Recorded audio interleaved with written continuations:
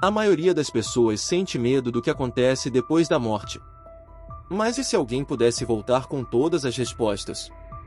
Hoje você vai descobrir a revelação que transformou a dor em propósito.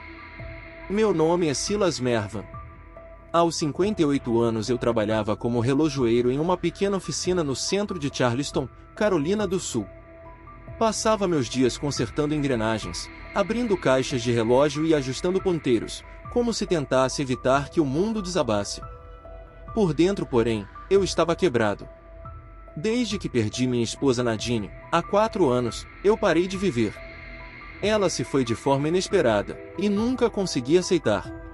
Todo sábado eu visitava seu túmulo, deixava flores, ficava em silêncio e voltava para casa com o coração ainda mais apertado.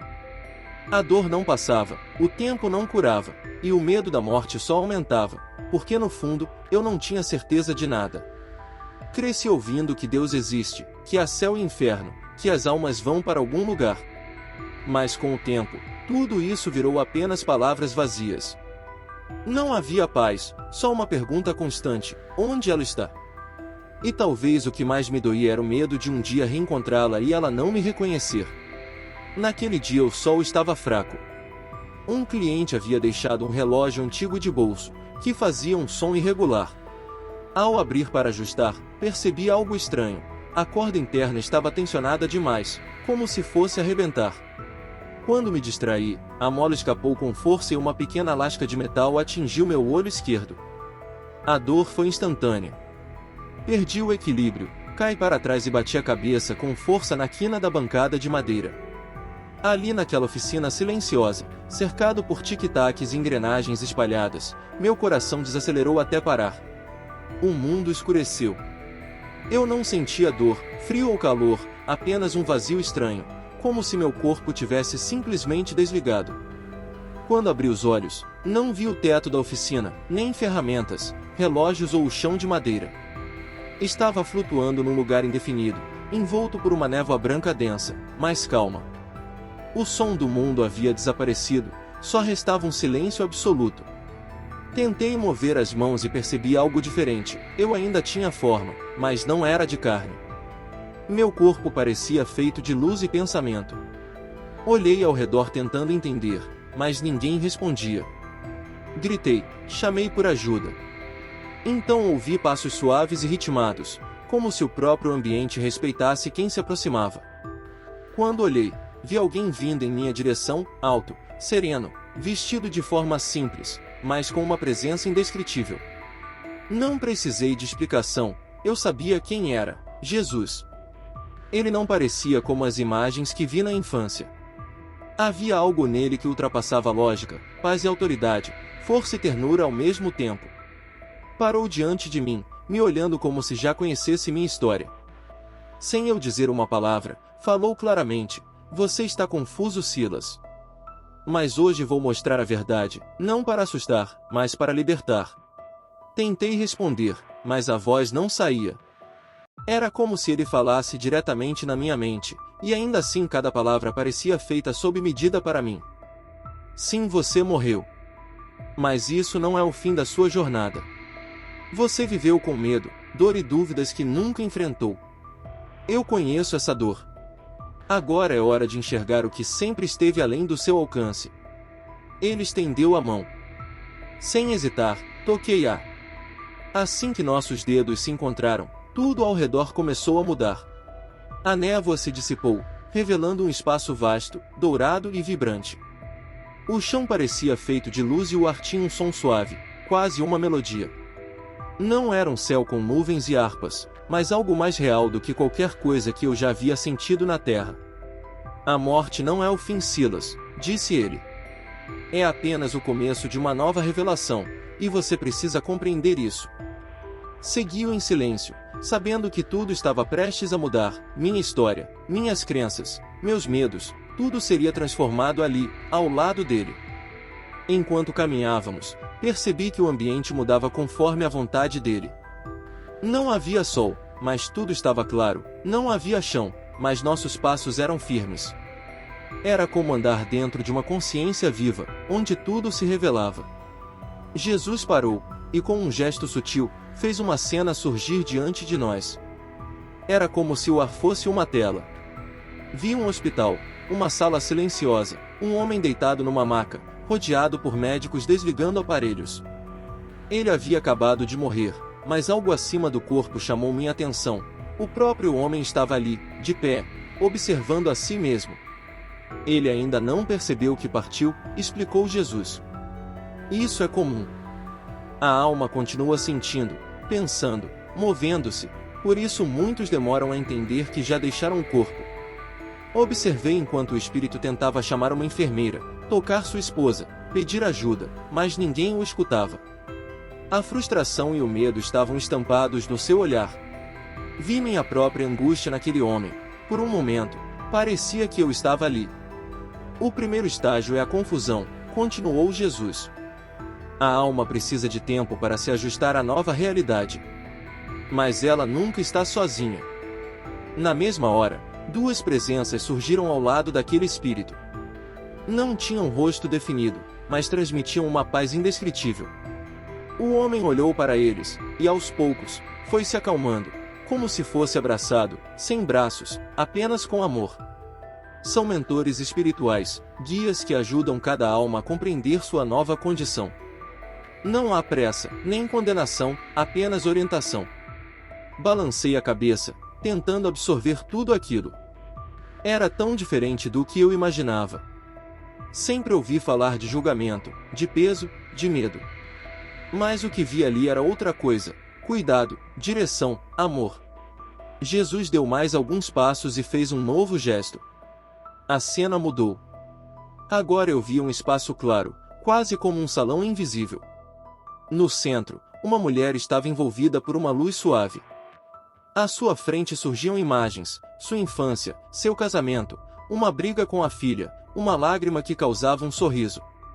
Tudo passava diante dela, mas não era só visual, ela sentia o que os outros sentiram por causa dela. Esse é o painel da consciência, explicou Jesus. Toda alma passa por isso, não para ser condenada, mas para aprender. Ela sente o impacto que causou nos outros. Perguntei: então cada gesto, palavra e silêncio revela para a alma o verdadeiro peso de suas escolhas? A dor que causou, o amor que negou, mas também os pequenos gestos e abraços esquecidos que transformaram a vida de alguém. Jesus confirmou: exato. Aqui tudo se manifesta. Não é um julgamento severo, mas um olhar honesto e profundo sobre a própria vida. Não há como se esconder ou fugir disso. É o começo do despertar real. Ele continuou: muitas pessoas acreditam que a morte é o fim, mas na verdade é apenas o começo de uma nova compreensão. Aqui cada um se vê como realmente é, sem máscaras. Isso muda tudo.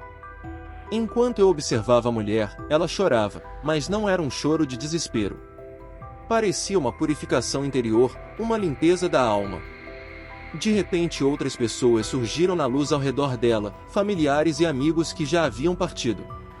Eles a envolveram num abraço silencioso, acolhendo-a sem precisar de palavras.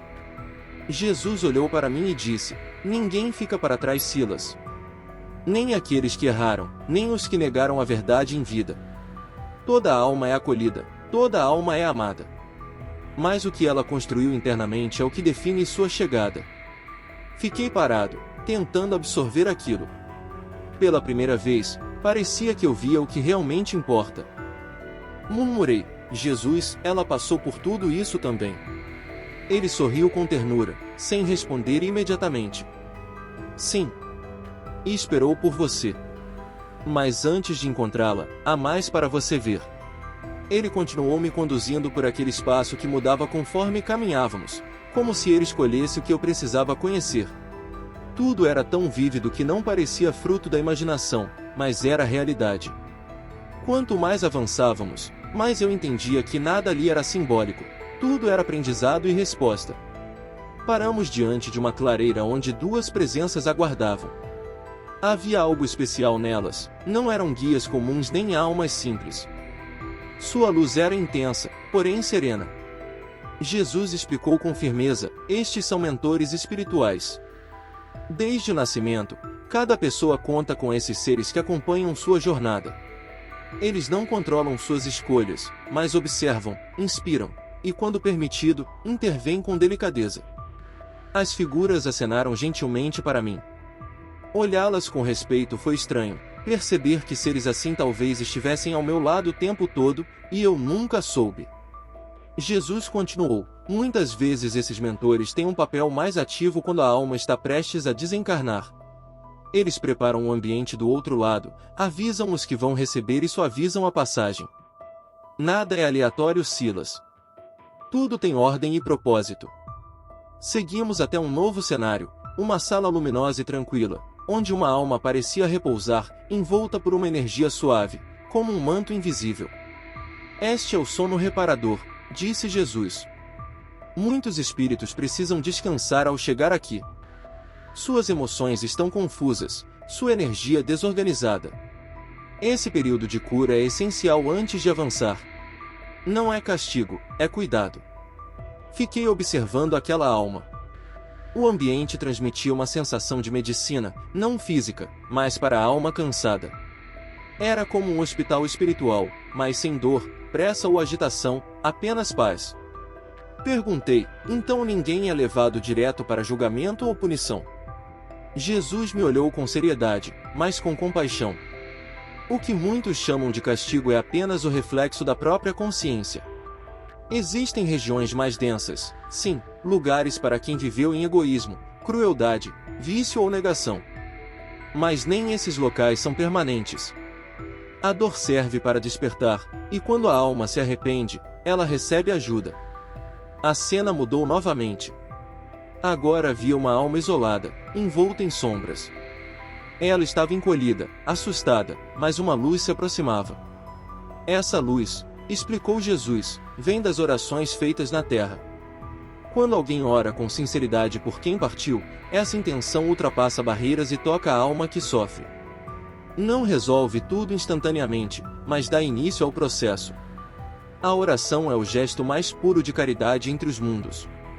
Essas palavras me atingiram profundamente. Eu nunca havia rezado por minha esposa, chorava sim, mas com raiva e desespero. Agora entendia que isso não ajudava, pelo contrário, alimentava as sombras. Jesus disse: quando você chora com gratidão, envia luz. Quando chora com revolta, carrega peso. Por isso o luto precisa ser transformado, não negado ou forçado, mas guiado pelo amor. Fomos levados então a uma cena que me deixou sem fôlego. Um pai e um filho se reencontravam após muitos anos. Tinham morrido em momentos diferentes, mas se reconheceram imediatamente. Não havia corpos, mas havia sentimentos. Não havia palavras, mas uma compreensão profunda. Quando se abraçaram, o espaço ao redor brilhou, como se o próprio universo se emocionasse. Esse é um reencontro espiritual, disse Jesus. O amor verdadeiro sobrevive à morte, ao tempo e à distância. Nenhum vínculo sincero se perde. Senti meu coração apertar ao pensar que Nadine talvez me esperasse daquele mesmo jeito. Aquilo me desfez por dentro. Jesus disse: você vai reencontrá-la, Silas. Mas antes, há algo mais que precisa entender. A próxima cena era mais simbólica. Vi uma alma diante de uma figura luminosa, seu mentor espiritual. Não houve cobrança nem sermão, apenas um olhar cheio de significado. O mentor mostrava à alma o que ela já havia superado e o que ainda precisava aprender. Este é o momento em que a alma percebe que nunca esteve sozinha, explicou Jesus. Mesmo nos momentos mais difíceis, ela nunca esteve sozinha, apenas não conseguia perceber isso. Naquele encontro, não havia medo, apenas verdade e esperança. Jesus explicou que após esse processo, algumas almas escolhem continuar auxiliando os vivos, outras se dedicam ao estudo e preparo, e muitas retornam à Terra em novos corpos para iniciar novos ciclos e corrigir antigas falhas. Ele chamou isso de reencarnação. Famílias são, na verdade, reencontros espirituais, disse ele. Não existem vítimas eternas nem carrascos fixos. Cada um desempenha um papel, às vezes de amor, outras de desafio, mas tudo tem um propósito: o aprendizado mútuo. Nada acontece por acaso. Cada vida faz parte de um plano maior, que a maioria esquece ao nascer, mas aqui tudo é lembrado. Fiquei em silêncio, impressionado. Era muita coisa para assimilar, mas fazia sentido. Pela primeira vez tudo se encaixava. O tempo na Terra, a dor da perda, os reencontros, a avaliação da vida, a continuidade do amor, a ordem que surge depois do caos. Então Jesus me olhou nos olhos e falou: Silas, agora você entende que a morte nunca foi o fim. Foi você quem acreditou nisso.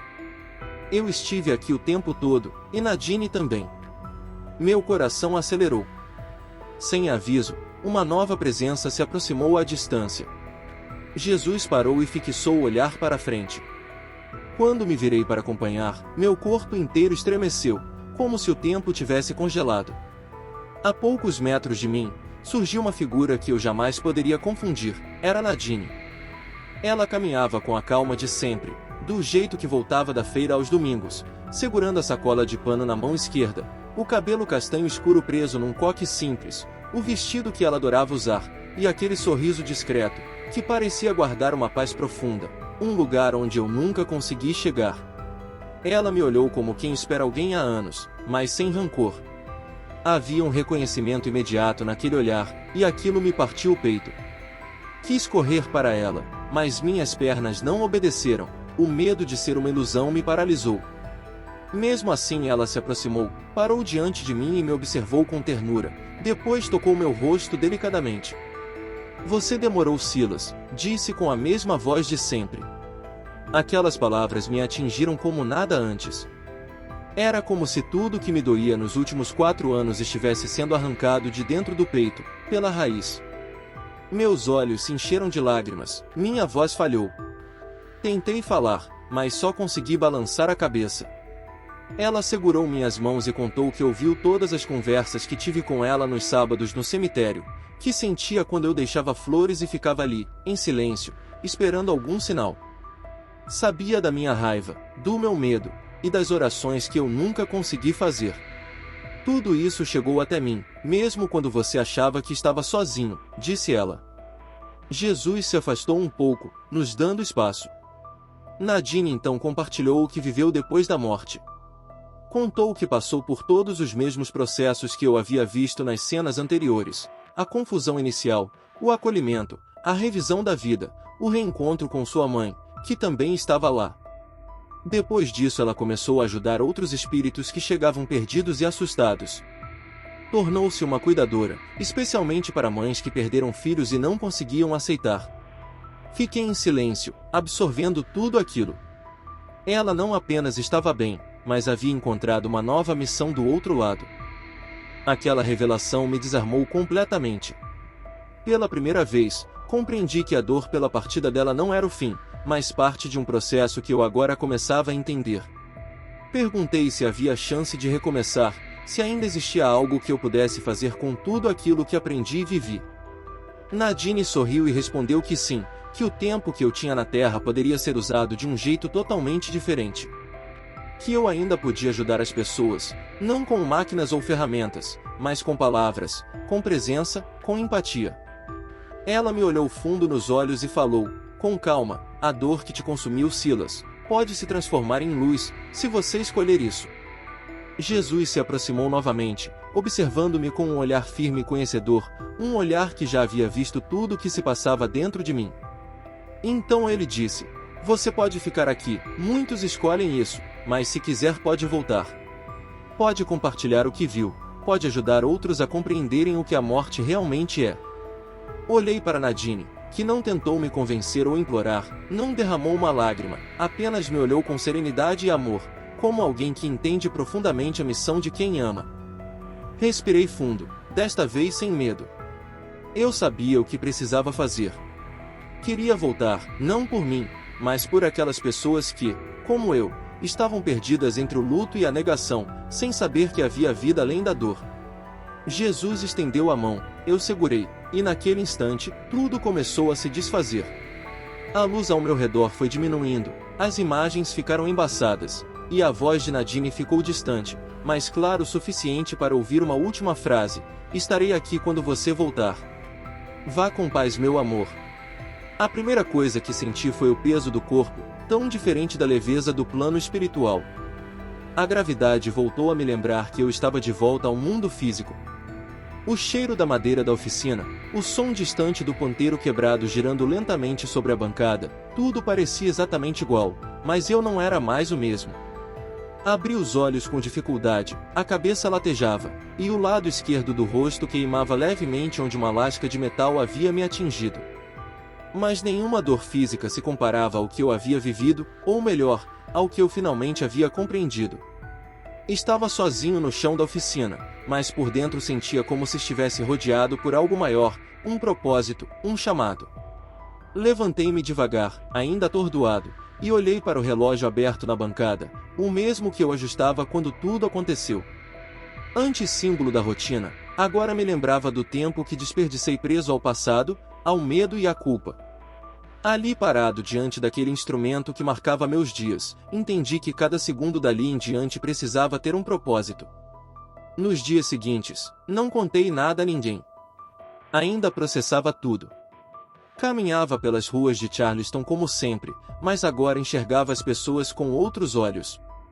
Sentia o peso das dores que carregavam, o medo da morte escondido atrás de conversas superficiais, a pressa para fugir do silêncio. Dentro de mim crescia a certeza de que aquilo não podia mais ser ignorado. Minha primeira vez compartilhando essa experiência foi com um cliente antigo, um homem viúvo que mal sorria desde que perdeu o filho em um acidente. Ele vinha consertar um relógio que cuidava todos os anos, mas estava visivelmente cansado e abatido. Quando perguntei como ele estava, ele tentou disfarçar, mas desta vez eu não recuei. Olhei em seus olhos e falei, com calma, eu vi o que acontece depois da morte. Seu filho está bem.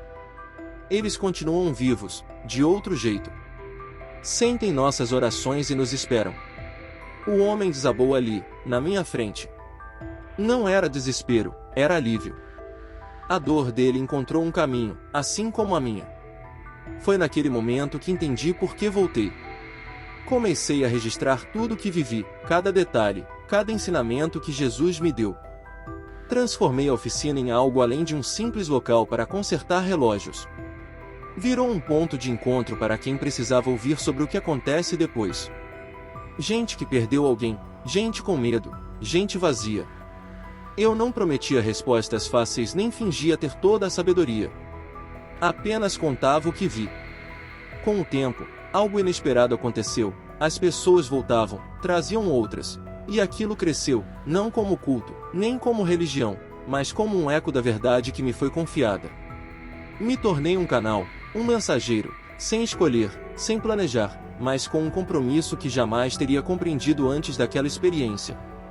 Às vezes, quando estou sozinho na oficina, fecho os olhos e lembro do que vi, do painel da consciência, do reencontro entre pai e filho, das zonas de cura, do abraço de Nadine, do toque de Jesus.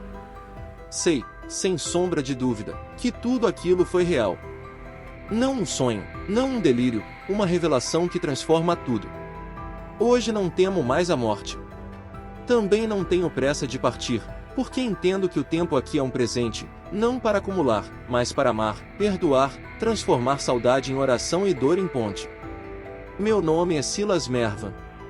Eu fui ao outro lado e voltei, não apenas para contar, mas para lembrar você de algo que sempre esteve aí dentro, mesmo que o mundo tenha tentado fazer você esquecer. A vida continua. E o amor também.